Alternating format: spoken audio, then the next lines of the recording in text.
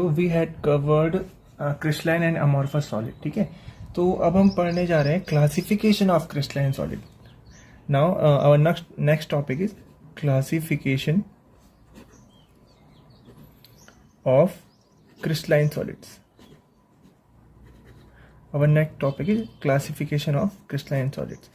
तो एक बार हम क्रिस्टलाइन सॉलिड की डेफिनेशन को रिमाइंड कर लेते हैं. क्रिस्टलाइन सॉलिड्स हमने उन सॉलिड्स को कहा था जहाँ पे कि कॉन्स्टिट्यूएंट पार्टिकल्स का जो अरेंजमेंट है वो हमारे पास रेगुलर होता है, एक definite arrangement of constituent particles होता है. तो depending upon their nature of intermolecular forces हमारे पास क्रिस्टलाइन सॉलिड्स को हम फर्दर 4 क्लासेस में कैटेगराइज करते हैं. फर्स्ट होता है इन पे मॉलिक्यूलर सॉलिड्स. सेकंड होता है हम पे आयनिक solids, and the third one is metallic solids, and fourth one is covalent बोल सकते हैं या फिर इनको हम एंड नेटवर्क सॉलिड्स भी हम इनको बोलते हैं. ठीक है, कोवेलेंट एंड नेटवर्क सॉलिड्स. तो देखो, अगर हम इनके सिंपल डेफिनेशन की बात करें तो इनके नाम से ही हमें क्लियर हो रहा है. जैसे कि मॉलिक्यूलर सॉलिड्स है, तो molecular solids are those solid in which constituent particles are molecules. यहाँ पे हम अभी इनके कॉन्स्टिट्यूएंट पार्टिकल्स की बात करें तो मॉलिक्यूलर सॉलिड वो होते हैं जहाँ पे कि कॉन्स्टिट्यूएंट पार्टिकल्स क्या होते हैं, मॉलिक्यूल्स होते हैं. आयनिक सॉलिड्स में क्या होंगे, पॉजिटिव एंड नेगेटिव आयंस. ठीक है, आयनिक सॉलिड्स में कॉन्स्टिट्यूएंट पार्टिकल्स क्या होते हैं, पॉजिटिव एंड नेगेटिव आयंस. यहाँ पे कॉन्स्टिट्यूएंट पार्टिकल्स होते हैं. मेटेलिक सॉलिड्स क्या होते हैं, मेटेलिक सॉलिड्स वो सॉलिड्स होते हैं जहाँ पे कि positive ions are immersed in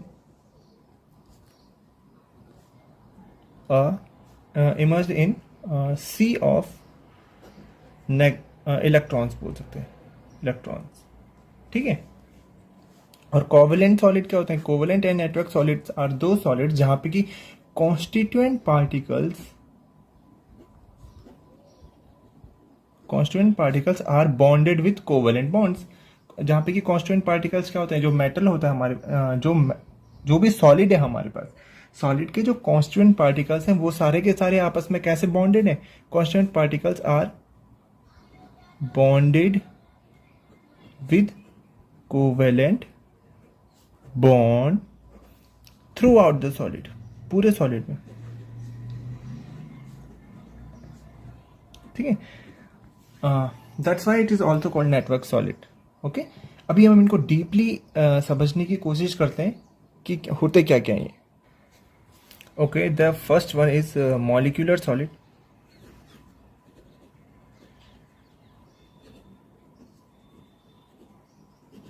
Molecular solid में क्या होता है, constituent particles क्या होते हैं यहाँ पे, molecules are the constituent particles. Molecules are the constituent particles. ठीक है, यहाँ पे जो कॉन्स्टिट्यूएंट पार्टिकल्स होते हैं वो क्या होते हैं, मॉलिक्यूल्स होते हैं. अभी हमने वी नो जो कॉन्स्टिट्यूएंट मॉलिक्यूल्स होते हैं हम पे 3 टाइप्स के होते हैं, polar molecules, non polar molecules and hydrogen bonded molecules. तो इसी के बेसिस पे हम मॉलिक्यूलर सॉलिड्स को फर्दर क्लासीफाई करते हैं as non polar solids,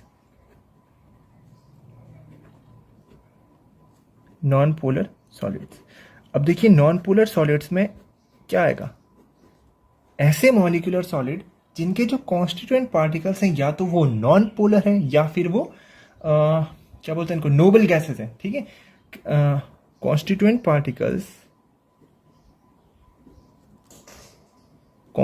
particles are non polar और noble gases. Okay, noble gases. अच्छा, अगर हम इनके एग्जाम्पल्स देखें, एग्जाम्पल क्या हो जाता है, CO2 is a non polar molecule. और हम नोबल गैसेस के एग्जाम्पल ले लेते हैं, solid argon, solid helium etcetera. These are the examples of non polar solids. ठीक है, और इनकी कुछ प्रॉपर्टीज देख लेते हैं। ये क्या होते हैं, जनरली सॉफ्ट होते हैं, ठीक है। इनका जो मेल्टिंग पॉइंट होता है वेरी लो मेल्टिंग पॉइंट होता है, इनका वेरी लो मेल्टिंग पॉइंट होता है। और जनरल लो मेल्टिंग पॉइंट होने की वजह से जनरली ये लिक्विड या फिर गैसेस स्टेट में ही एग्जिस्ट करते हैं एट रूम टेम्परेचर, ठीक है। यूजुअली लिक्विड और gases at room temperature. Room temperature पे ये क्या होता है, जनरली लिक्विड फॉर्म में होंगे या फिर गैसेस फॉर्म में होंगे। अगर हम इनकी इलेक्ट्रिकल कंडक्टिविटी की बात करें तो दे आर नॉन कंडक्टर्स। क्यों, अभी बताइए आप क्यों होते हैं नॉन कंडक्टर्स? क्योंकि किसी भी चीज की कंडक्टिविटी के लिए या तो उसमें फ्री आयंस होने चाहिए या फिर वहां पे इलेक्ट्रॉन्स का मूवमेंट होना चाहिए। अभी हमने देखा कि ये मॉलिक्यूल तो न्यूट्रल है, ठीक है, और मॉलिक्यूल न्यूट्रल है और ना ही यहाँ पे क्या है, फ्री इलेक्ट्रॉन्स है। तो that's why they are non conductors of electricity. इसका हम रीजन भी दे लेते हैं, because they consist of neutral molecules. They consist of neutral molecules in solid form as well as in dissolved form, okay, as well as in dissolved form या फिर state। Next जो हमारे पास इनकी प्रॉपर्टी होती है, ये सारे के सारे क्या होते हैं, वोलेटाइल होते हैं। वोलेटाइल का मतलब क्या होता है कि जब हम इन्हें हीट करते हैं तो ये डायरेक्टली गैसेस फॉर्म में कन्वर्ट हो जाते हैं, okay. They are volatile solids and have low enthalpy of vaporization। Low enthalpy of vaporization होने का मतलब है कि इनको हम थोड़ा सा भी हीट करेंगे तो तुरंत इनका वेपराइजेशन हो जाएगा, ठीक है। जैसे कि अगर हम अभी बात करें आइस की, तो आइस को अगर हम हीट करते हैं तो पहले वो लिक्विड में कन्वर्ट होता है, पहले वो वाटर फॉर्म में आता है, देन उसके बाद उसका वेपराइजेशन होता है, ठीक है। तो नॉन पोलर मॉलिक्यूलर सॉलिड्स में ऐसा नहीं होता, ठीक है। इन वॉलेटाइल होते हैं और जैसे इनकी एंथैल्पी ऑफ वेपराइजेशन होती है बहुत कम होती है। दैट्स वाई जब हम इन्हें हीट करते हैं तो डायरेक्ट इनकी वेपर्स बन जाती हैं, ओके। नेक्स्ट जो हमारे पास मॉलिक्यूलर सॉलिड का टाइप आता है वो होते हैं polar molecular solid. Again from the नाम से हमें इसका पता चल रहा है, ऐसे मॉलिक्यूलर सॉलिड जिनके जो कॉन्स्टिट्यूएंट पार्टिकल्स होते हैं they are polar in nature, ठीक है। कॉन्स्टिट्यूएंट पार्टिकल्स क्या होंगे, आर पोलर कोवेलेंटली बॉन्डेड, ठीक है। इनके जो कॉन्स्टिट्यूएंट पार्टिकल्स होते हैं वो कैसे होते हैं, पोलर होते हैं नेचर में और कोवेलेंटली आपस में बॉन्डेड होते हैं। इसके एग्जाम्पल्स हो जाएंगे इसके हमारे पास सॉलिड HCl, सॉलिड SO2 और भी जितने पोलर सॉलिड्स आपको पता है, सॉलिड NH3 एक्सेट्रा, ठीक है। इनकी हम प्रॉपर्टीज देख लेते हैं। प्रॉपर्टीज क्या होते हैं, ये भी सॉफ्ट होते हैं नेचर में, they are soft and non conductor of electricity,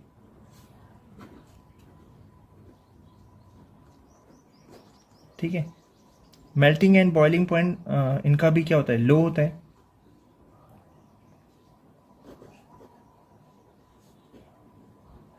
low melting and boiling point,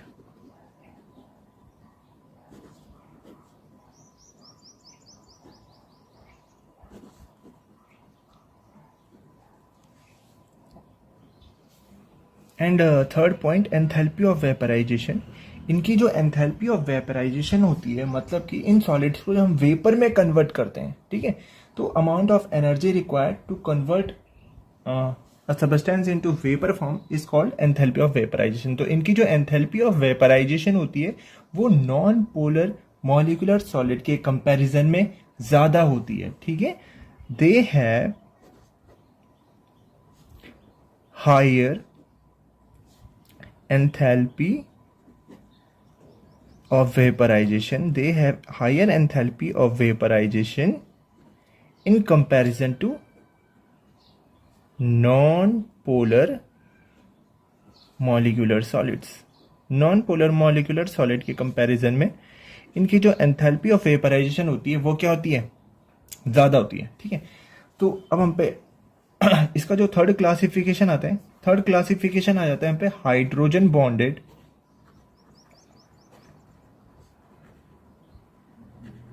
molecular solid. Hydrogen bonded molecular solids क्या होते हैं, देखिए ऐसे सॉलिड्स जिनके की जो मॉलिक्यूल्स हैं, जिनके कॉन्स्टिट्यूएंट पार्टिकल्स के बीच में हाइड्रोजन बॉन्डिंग हो रही होगी. सिंपल नाम से हमें पता चल रहा है हाइड्रोजन बॉन्डेड मॉलिक्यूलर सॉलिड्स. ऐसे सॉलिड्स जिनके जो कॉन्स्टिट्यूएंट पार्टिकल्स हैं उनके बीच में क्या हो रही होंगी, हाइड्रोजन बॉन्डिंग हो रही होगी. ठीक है, इसका एग्जाम्पल हमारे पास क्या हो जाएगा, आइस. ठीक है, तो डेफिनेशन की बात करें हम, the molecules of such solids, the molecule of such solids contain hydrogen bonding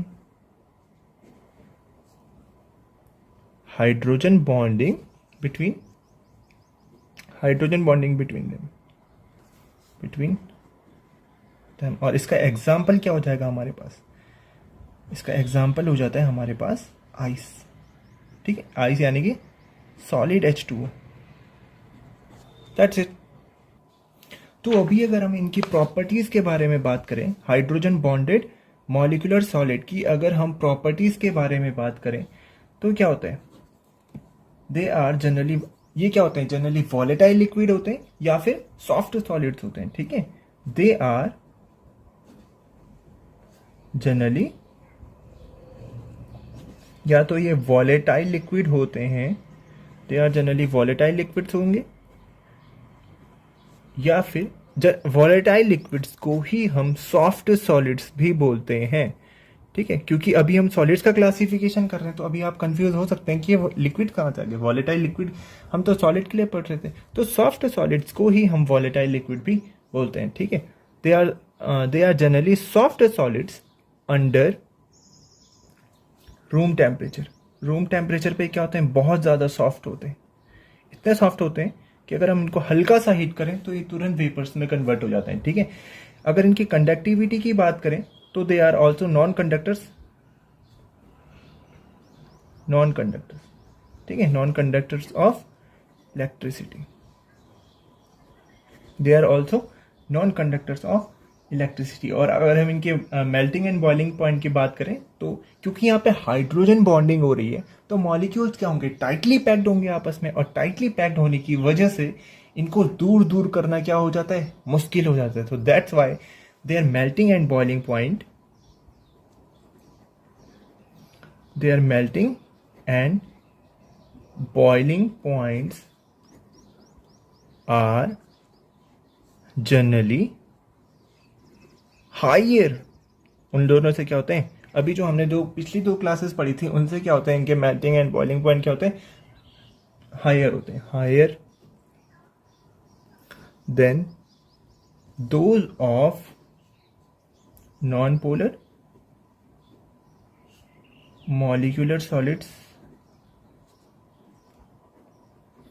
and polar molecular solids. Okay, so that was all about molecular solid. उसके बाद हमारे पास,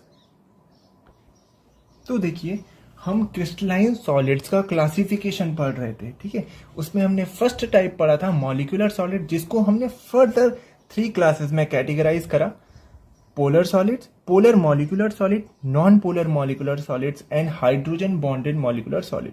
तो it was all about molecular solid.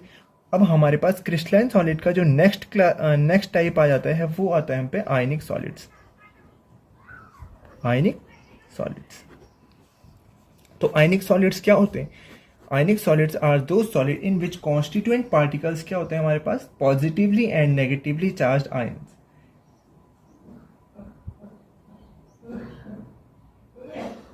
constituent particles are positively and negatively charged ions। और ये कैसे arrange होंगे? एक regular manner में अरेंज होंगे, क्योंकि हम क्रिस्टलाइन सॉलिड्स के अंदर इनको पढ़ रहे हैं ना, ठीक है। तो सिमिलरली इनकी कुछ हम प्रॉपर्टीज देख लेते हैं, ठीक है। आयनिक सॉलिड्स कैसे होते हैं? ये होते हैं हार्ड एंड ब्रिटल होते हैं। देखिए प्रॉपर्टीज तो आपको थोड़ा सा याद रखनी ही पड़ेंगे। इनके मेल्टिंग पॉइंट क्या होते हैं? हाई मेल्टिंग पॉइंट होते हैं।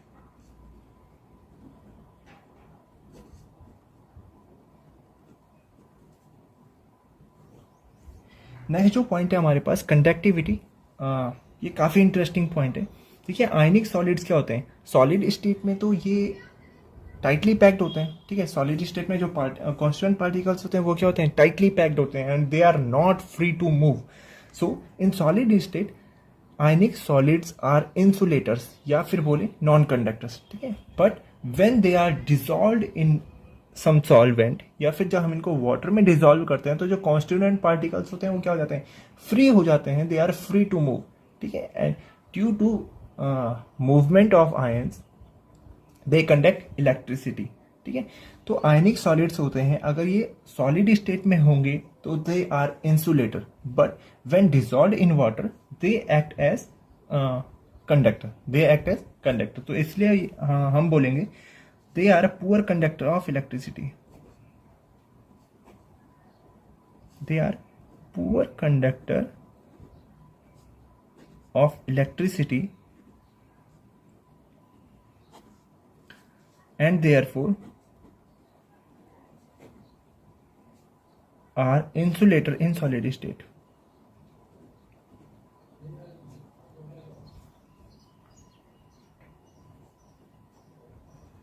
ठीक है।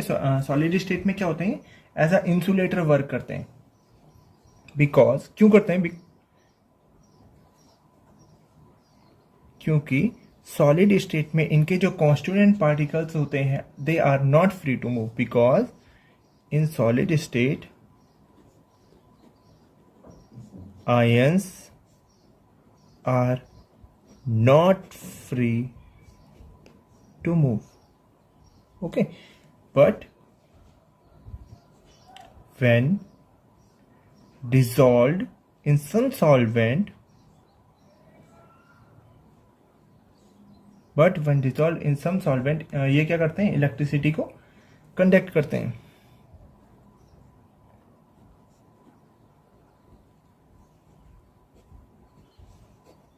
Ions get free to move and conduct electricity. Okay. Next point is enthalpy of vaporization, and they have high enthalpies of vaporization. High enthalpies of vaporization. High enthalpy of vaporization होने का मतलब है ये easily vapours में convert नहीं होते, हमको बहुत ज्यादा हीट करना पड़ेगा अगर हम इनको वेपर्स में कन्वर्ट करना चाहते हैं। Okay, and the next point is solubility. ठीक है, तो सॉल्युबिलिटी की अगर हम बात करें, जो आयनिक क्रिस्टल्स होते हैं या फिर जो आयनिक सॉलिड्स होते हैं ये वाटर में इजिली सॉल्यूबल हो जाते हैं और पोलर सॉल्वेंट्स में भी। ठीक है, they are easily soluble in water and other polar solvents, but non polar solvents में नहीं होते ये डिजॉल्व। नॉन पोलर सॉल्वेंट्स में इजीली या तो इजीली डिजॉल्व नहीं होंगे या फिर होते ही नहीं है, मतलब ये तो बहुत मुश्किल से डिजॉल्व होंगे या फिर नहीं होंगे। ठीक है, तो इनकी अगर हम बात करें तो आयनिक सॉलिड्स या फिर ionic crystals are soluble in water, they are soluble in water and other polar solvents, other polar solvents and they are insoluble or slightly soluble or very slightly soluble or very slightly soluble in non-polar solvents.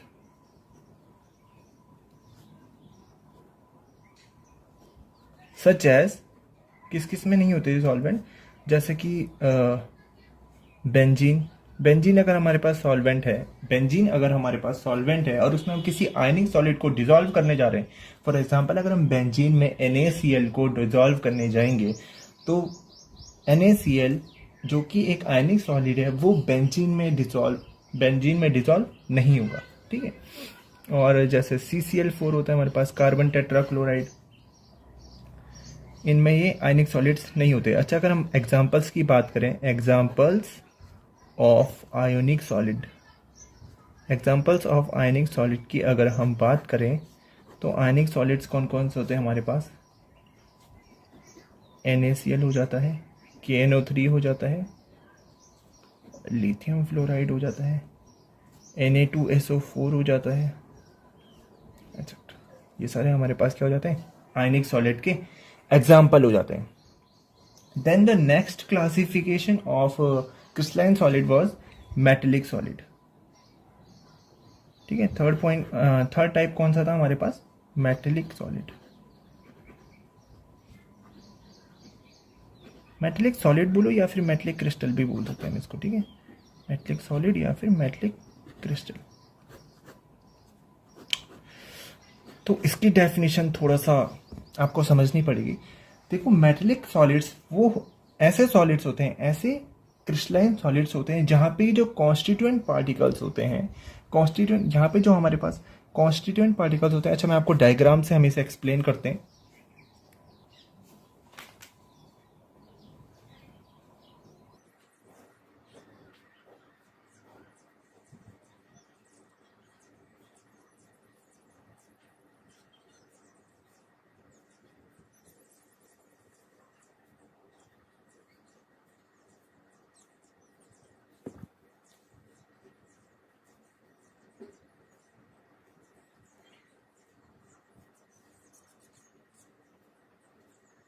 तो देखिए यहाँ पे ये हमारे पास क्या है? Positive ion है।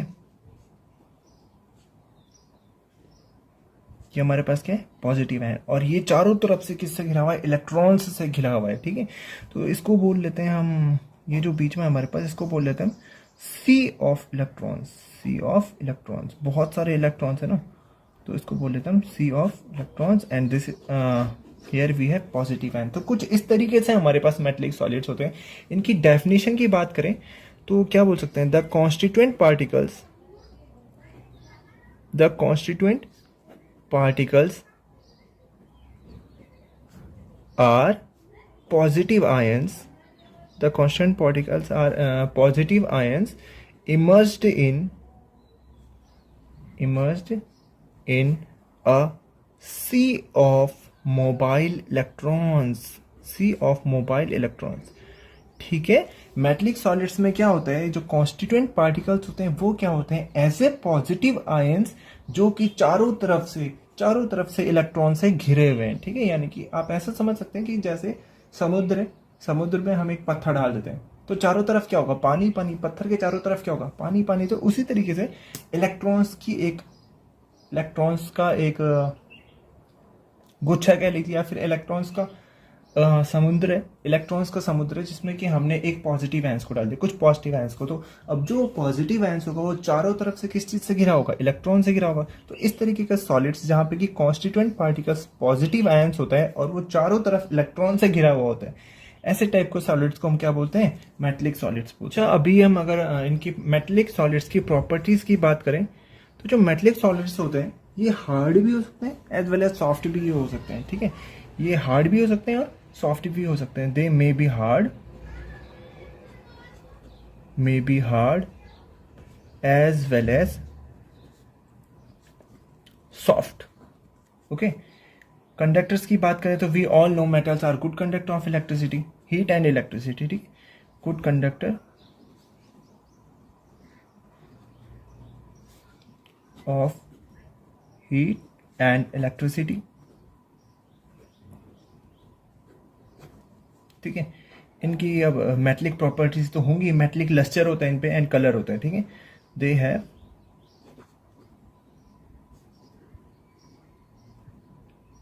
They have metallic lustre and colour in certain cases and they have color in certain cases। malleable and ductile होते हैं, इनकी डेफिनेशन हम अभी नहीं डिस्कस करेंगे, ये आप लोग जानते हैं। malleable and ductile होते हैं। और यहाँ पे एक इम्पॉर्टेंट पॉइंट आने वाला है, तो हम इम्पॉर्टेंट पॉइंट बोल लेते हैं। यहाँ पे जो कॉन्स्टिट्यूएंट पार्टिकल्स हैं उनके बीच में लगने वाला जो फोर्स है, ठीक है, forces present between metal ions are metallic bond। ये काफ़ी इंपॉर्टेंट पॉइंट है और काफ़ी बार एग्जाम में पूछा भी गया है। ठीक है, जो मेटेलिक सॉलिड्स होते हैं, मेटेलिक सॉलिड्स की जो कॉन्स्टिट्यूएंट पार्टिकल्स है क्या है, मेटल आयंस, उनके बीच में जो लगने वाला फोर्स ऑफ अट्रैक्शन है उनको हम क्या बोलते हैं, मेटलिक बॉन्ड बोलते हैं। इनके एग्जाम्पल क्या हो जाते हैं, एग्जाम्पल बोले तो कॉमन जितने भी हमारे पास मेटल्स होते हैं, निकल हो गया, कॉपर हो गया और एलॉयज, जो हमारे पास एलॉयज होते हैं वो सब इसमें हो जाते हैं। ठीक है, नेक्स्ट जो हम पे क्लासिफिकेशन था क्रिस्टलाइन सॉलिड का, हमने क्लासिफिकेशन स्टार्ट करा था। फर्स्ट हमने पढ़ा था molecular solid and molecular solid का फर्दर क्लासिफिकेशन। नेक्स्ट हमने पढ़ा आयनिक सॉलिड्स, उसके बाद अभी हमने डिस्कस करा metallic solids and the last class is covalent solid. Covalent solid बोले या फिर नेटवर्क सॉलिड, कोवेलेंट एंड और स्लैश कर लेते हैं, कोवेलेंट और नेटवर्क सॉलिड। ठीक है, दोनों एक ही चीज है, कोवेलेंट सॉलिड्स बोलो या फिर नेटवर्क सॉलिड्स बोलो। तो इनकी डेफिनेशन हम देखी थी। कोवेलेंट सॉलिड्स ऐसे सॉलिड्स होते हैं जिनके की कॉन्स्टिट्यूएंट पार्टिकल्स क्या होते हैं, एटम्स होते हैं, और वो आपस में कैसे लिंक्ड होते हैं, कोवेलेंट बॉन्ड से। ठीक है, constituent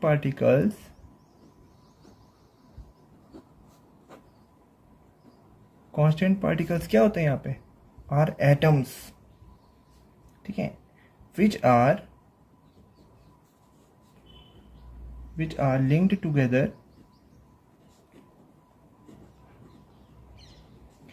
by continuous covalent bonds throughout the solid। Okay, covalent solids में जो कॉन्स्टिट्यूएंट पार्टिकल्स होते हैं वो हमारे पास एटम्स होते हैं, और वो आपस में कैसे बॉन्डेड होते हैं, कोवेलेंटली बॉन्डेड होते हैं, सिंपल। नेक्स्ट हम बात करें इनकी प्रॉपर्टीज की, तो कोवेलेंट सॉलिड्स क्या होते हैं हमारे पास, कोवेलेंट क्रिस्टल हमारे पास जनरली हार्ड होते हैं। ठीक है, कोवेलेंट सॉलिड्स आर हार्ड होते हैं। ठीक है, कंडक्टर्स की अगर हम बात करें तो जितने भी कोवेलेंट सॉलिड्स होते हैं वो सारे के सारे कैसे होते हैं, सारे के सारे हमारे पास या तो पुअर कंडक्टर ऑफ इलेक्ट्रिसिटी होते हैं या फिर इंसुलेटर्स होते हैं। तो यहाँ पे हम इंसुलेटर्स लिख लेते हैं। ठीक है, नेक्स्ट प्रॉपर्टी अगर हम बात करें इनके मेल्टिंग पॉइंट की, तो इन सब का जो कोवेलेंट सॉलिड्स होते हैं इनका मेल्टिंग पॉइंट क्या होता है, एक्सट्रीमली हाई होता है, बहुत ज़्यादा हाई होता है, एक्सट्रीमली हाई मेल्टिंग पॉइंट, बहुत ज़्यादा मेल्टिंग पॉइंट होता है इनका, मेल्टिंग पॉइंट होता है, और extremely high enthalpy, enthalpy of fusion भी क्या होती है, बहुत ज़्यादा हाई होती है, extremely high melting point as well as high enthalpy of fusion.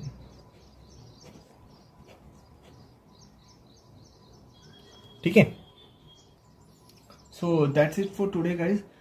This was all about classification of crystalline solids. इसके बाद मैं आपको एक स्लाइड प्रोवाइड करा दूंगा जहाँ पे कि इस पूरी वीडियो की समरी आपको एज अ नोट फॉर्म आपको मिल जाएगी। Okay, thank you.